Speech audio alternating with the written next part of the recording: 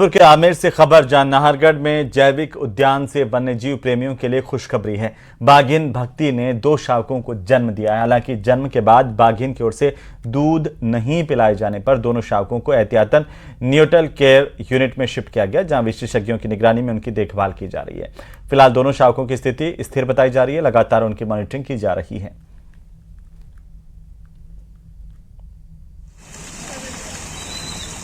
तो नाहरगढ़ जैविक उद्यान से ये खुशखबरी है, जहां एक बाघिन ने 2 शावकों को जन्म दिया है। न्यूट्रल केयर इन शावकों की जा रही है। 24 घंटे मॉनिटरिंग के लिए विशेष टीम का गठन किया गया है। बाघिन भक्ति ने 2 शावकों को जन्म दिया है।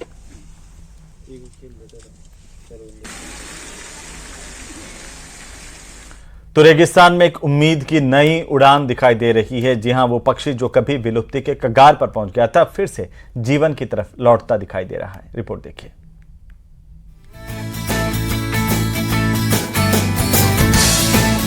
जीवों का जन्म ईश्वरी कृपा में विश्वास बढ़ाने वाला होता है। धरती पर आने वाले जीव आश्वस्त करते हैं कि ईश्वर अभी धरती वालों से रूठा नहीं है। अंडे से उभर रही आकृति आपको भले ही उतनी रोमांचित नहीं कर रही हो, लेकिन इसकी अहमियत उनसे पूछिए जिनके लिए ये तस्वीर किसी चमत्कार से कम नहीं है। जैसलमेर के डेजर्ट नेशनल पार्क यानी डीएनपी में गूंजी गोडावण की किलकारी। सीजन के पहले ही महीने में 11 चूजों का जन्म।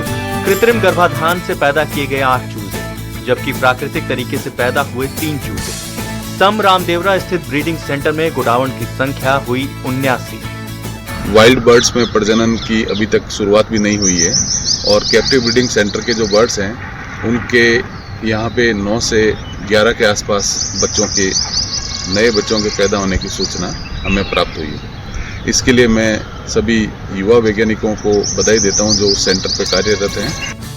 डेजर्ट नेशनल पार्क के अधिकारी बृजमोहन गुप्ता इस सफलता को कल्पनानीत मानते हैं, क्योंकि साल 2019 में जब इस मुहिम की शुरुआत की गई थी, तब राजस्थान के राज्य पक्षी कहे जाने वाले गोडावण अपने अस्तित्व की लड़ाई लड़ रहे थे। तो जैसा कि आपको मालूम है, आज से 10 साल पहले ये बिल्कुल संकट की स्थिति में आ गया था, विलुप्त होने की स्थिति में था।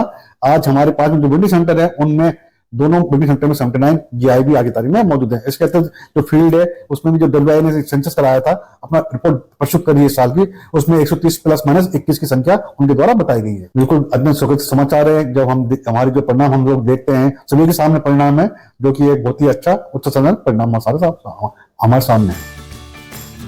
यकीनन गोडावण की घटती संख्या के बीच नए चूजों का जन्म नया उत्साह, नई उम्मीद जगाती है।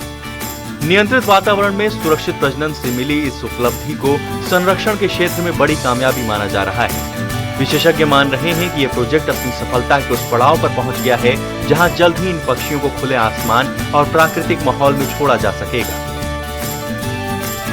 मैं एक उम्मीद करता हूं कि अब जो है हमें जल्द ही वाइल्ड के अंदर उस सेंटर से कुछ बर्ड्स रिलीज किए जाएंगे, उनका एक्सपेरिमेंट किया जाएगा। हम उनके लिए उनको अग्रिम बधाई देते हैं।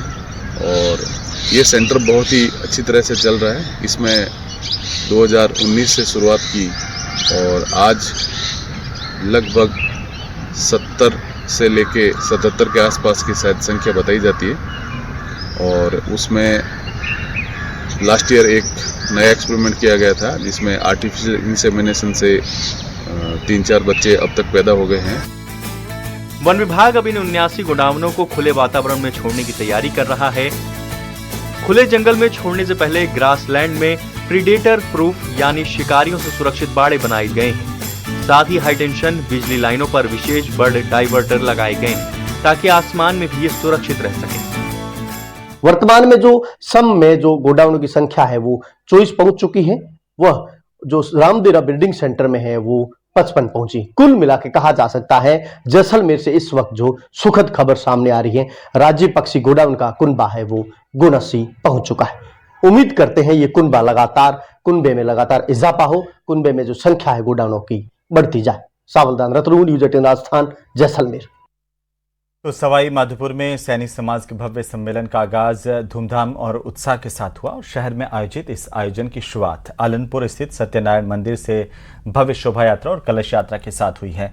आयोजन का मुख्य आकर्षण कल सैनिक छात्रावास के पास स्थित एक मैदान में होने वाला सामूहिक विवाह समारोह होगा।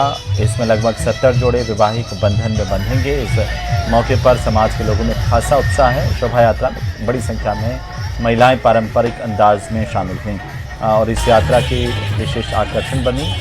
यात्रा के दौरान हाथी, घोड़े, ऊंटों पर सजी धजी सवारियां भी निकाली गई, जिन्होंने पूरे माहौल को और भी आकर्षक बना दिया।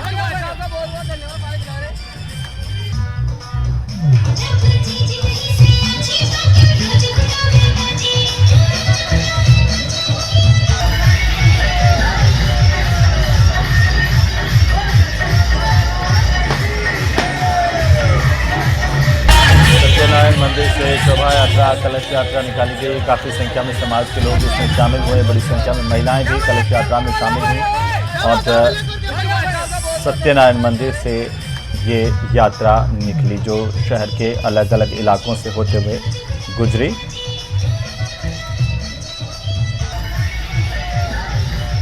तो सवाई माधोपुर में सैनी समाज के सामूहिक विवाह समारोह का आयोजन किया जा रहा है।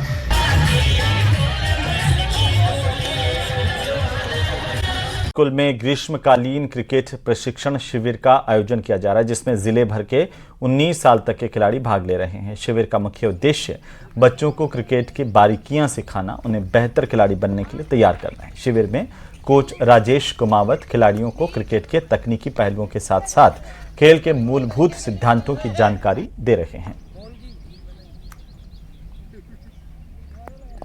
क्रिकेट की जो बारीकियां हैं उनको सिखाने के लिए हमारे राजेश कुमावत इनको निरंतर अपनी बारीकियां सिखा रहे हैं और मैच प्रैक्टिस भी बच्चों को करा रहे हैं, जिससे आपस में कोऑर्डिनेट करके बच्चे आगे खेल सकें।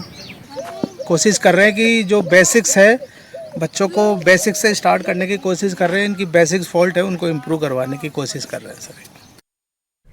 उधर सांवलिया जी मंदिर में आस्था का सैलाब दान के रूप में नजर आ रहा है। भंडार की दूसरे चरण की गणना में 6 करोड़ 51 लाख से ज्यादा की राशि सामने आई। इससे पहले चरण में 11 करोड़ से ज्यादा की गिनती हो चुकी थी। ऐसे में अब तक कुल दान राशि 17 करोड़ 63 लाख से ज्यादा पहुंच चुकी है, जबकि सोने चांदी की गणना अभी बाकी है। कड़ी में करौली जिले के नादोती उपखंड की एसडीएम काजल मीणा को राज्य सरकार ने निलंबित कर दिया है। यह कार्रवाई उनके खिलाफ दर्ज भ्रष्टाचार निवारण अधिनियम के मामले में प्रथम दृष्टया संलिप्तता पाए जाने के बाद की गई।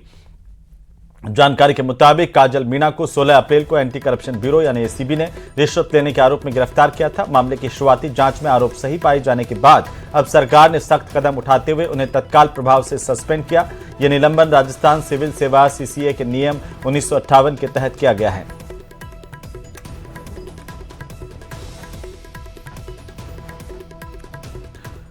तो वहीं राजस्थान प्रशासनिक सेवा यानी आरएएस परीक्षा 2024 के अंतिम परिणाम जारी होने के बाद सफल अभ्यर्थियों में खुशी की लहर है और इसी कड़ी में बालोतरा जिले के छोटे से गांव केशुम्बला के रहने वाले भूपेंद्र सिंह ने भी 9वीं रैंक हासिल कर सफलता प्राप्त की है। मीडिया से बातचीत में भूपेंद्र सिंह ने अपनी सफलता का श्रेय कठिन परिश्रम और परिवार के सहयोग को दिया।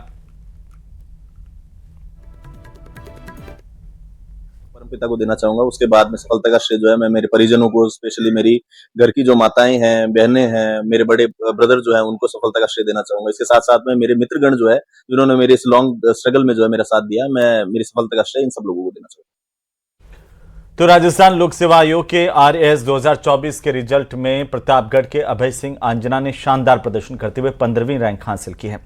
सीमित संसाधनों, लगातार संघर्ष के बावजूद मिली सफलता ने उन्हें युवाओं के लिए प्रेरणा बना दिया है।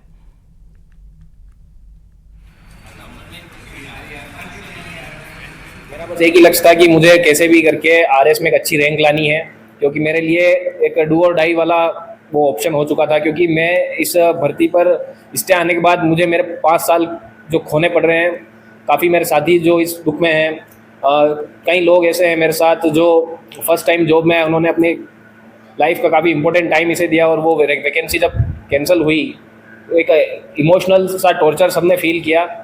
पर मैंने पर्सनली उस पर इतना ध्यान न देते हुए मैंने अपने भविष्य के बारे में सोचा